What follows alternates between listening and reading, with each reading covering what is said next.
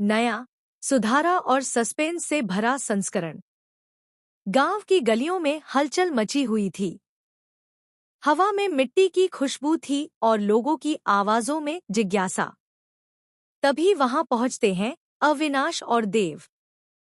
दोनों का चेहरा थका हुआ था, लेकिन मन में एक ही इरादा, वसुधा से मुलाकात।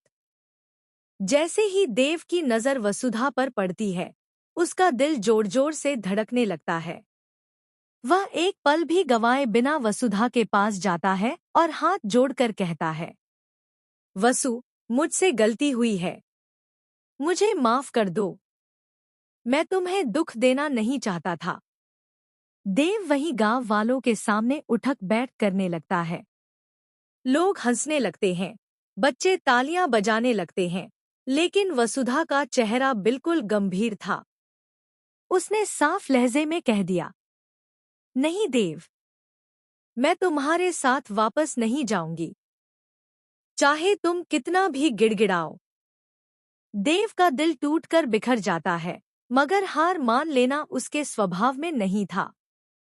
उसकी आंखों में साफ दिखाई दे रहा था कि वह किसी भी हालत में वसुधा को मनाएगा। लेकिन कैसे? यही सवाल सबके दिलों में गूंज रहा था।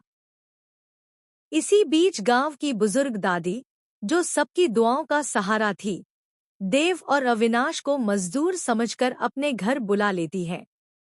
घर की पुरानी दीवारों की मरम्मत करवाने के बहाने वे दोनों को वहीं रोक लेती हैं। दादी की मासूमियत ने सबका दिल छू लिया।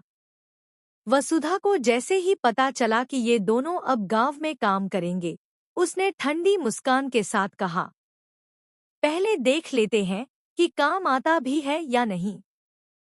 देव और वसुधा की नजरें जैसे ही आपस में टकराईं, दोनों की आंखों में एक अजीब सी चमक थी। वसुधा की आंखें गुस्से से लाल थी, लेकिन कहीं ना कहीं दिल के कोने में छुपा हुआ प्यार भी झलक रहा था। देव के चेहरे पर उम्मीद और डर दोनों था। देव मन ही मन सोचता है, आज सब साफ कर दूंगा, वसु से माफी मांगूंगा और उसे प्रपोज कर दूंगा। फिर हम दोनों शादी करेंगे और हमेशा साथ रहेंगे।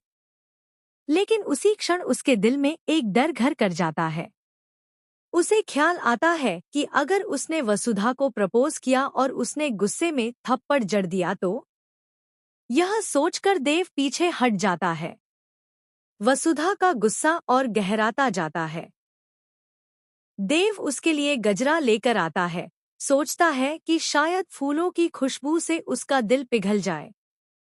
लेकिन वसुधा ने गजरे को फेंक दिया और ठंडी आवाज में कहा, मेरे पास तुम्हारे लिए अब कोई जगह नहीं है। देव का चेहरा एक पल के लिए बुझ जाता है। गुस्सा और दर्द उसके दिल में उभर आते हैं। मगर उसी वक्त